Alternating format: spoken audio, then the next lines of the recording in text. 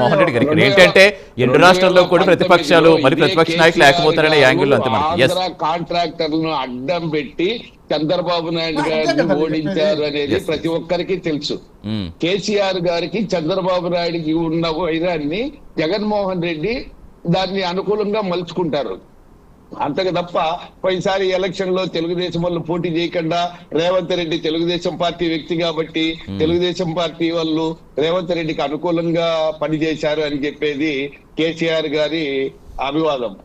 అలాగే కేటీఆర్ గారు వీళ్ళందరూ కూడా చంద్రబాబు నాయుడు లోకేష్ గారిని డౌన్ చేయాలనేసి ఆంధ్రాలో ఈసారి మళ్ళీ ఓడించాలి, లేకపోతే మళ్ళా అక్కడ కాంగ్రెస్ పార్టీ వాళ్ళే గెలుస్తారు, లేదంటే బీజేపీ కూటమి ప్రభుత్వం ఏమన్నా అధికారం లేకొస్తే మళ్ళీ కేసీఆర్ గారు చేసిన దోపిడీలు ఇవన్నీ కూడా బయట వస్తాయి. ఈసారి కన్నా అధికారంలోకి రాకపోతే కేసీఆర్ కుటుంబం అంతటితో భూస్థాపితమవుతుంది అనేది ప్రజలందరూ కూడా చెప్పుకుంటున్నారు. అది వాస్తవం కూడా. ఈసారి ఎలాంటి పరిస్థితుల్లో ఎవరినైనా అడ్డం పెట్టుకొని తెలుగుదేశం పార్టీ వాళ్ళను తెలంగాణలోకి రానియకుండా చేసి బీజేపీతో కూడా లోపల కుమ్మక్కయ్యేసి అధికారంలోకి రావాలనేది కేసీఆర్ గారి అభిమతం. కాబట్టి ఈ రోజు జగన్మోహన్ రెడ్డి గారిని అంత ఘనంగా ఆహ్వానించినారంటే అక్కడున్న ఆంధ్ర కాంట్రాక్టర్లు గాని ఆంధ్ర ఓటర్లు గాని జగన్మోహన్ రెడ్డి అభిమానులు గాని అందరూ కూడా కేసీఆర్ కు సపోర్ట్ చేయండి, కేసీఆర్ అధికారంలోకి వస్తే మీకు అవి చేస్తాం ఇవి చేస్తామని లోపల తప్ప ఏమో ఈయన జాతీయ నాయకుడైనట్టు అభ్యుదయవాది గాంధీ మహాత్ముడు తర్వాత ఈయనే, లేకపోతే ఇది రక్త చరిత్ర రాసింది జగన్మోహన్ రెడ్డి, ఈయన మరో అంబేద్కర్ అనేసి అంటే ఏంటి ఎలా అనుకుంటారంటే కాదు మిమ్మల్ని ఎదుర్కోవడానికి పొరుగు రాష్ట్రాల్లో మిత్రులిద్దరు ఏకమవుతున్నారు అనుకుంటారా, లేకపోతే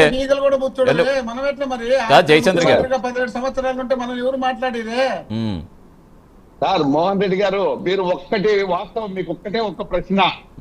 అంత దారుణంగా నరికి చంపిన వైఎస్ వివేకానంద రెడ్డి గుండెపోటు అని ఎందుకు అబద్ధాలు చెప్పుకోవాల్సి వచ్చింది? అక్కడున్న సాక్ష్యాలను ఎందుకు తుడిపేయాల్సి వచ్చింది? మీరు కాకుండా ఏరే వాళ్ళు చంపితే మీరు ఎందుకు దాన్ని మాయం చేసినారు? మీరు అంత పెద్ద కుటుంబము, అంత నిజాయితీ కుటుంబం అంటున్నారు కదా, ఆ ఒక్కటి ప్రజలకు మీరు వచ్చి ధైర్యంగా చెప్పండి. ధైర్యంగా చెప్పడం ఏంది? వాళ్ళకి అక్కడ జరిగినటువంటి ఇన్సిడెంట్ ని బట్టి వాళ్ళు చేసిన వాళ్ళు ఎవరో ఉన్నారు కానీ ఏం జగన్మోహన్ రెడ్డి అవినాష్ రెడ్డి గారు పోయి తుడిచి వచ్చినారా? మీలాంటి వాళ్ళు ఎవరో మధ్యలో తుడిచినారేమో, అది వాళ్ళకే సంబంధం, వాళ్ళకే తీసుకొచ్చి మీరు అంటగట్టాలని ఉద్దేశంలో మరి రామ్మూర్తి నాయుడును ఇంట్లో కాళ్ళ కట్టేసి పెట్టారు చంద్రబాబు నాయుడు గారు. రామ్మూర్తి నాయుడు గారిని ఇంట్లో కాళ్ళ కట్టేసి ఎందుకు పెట్టారు?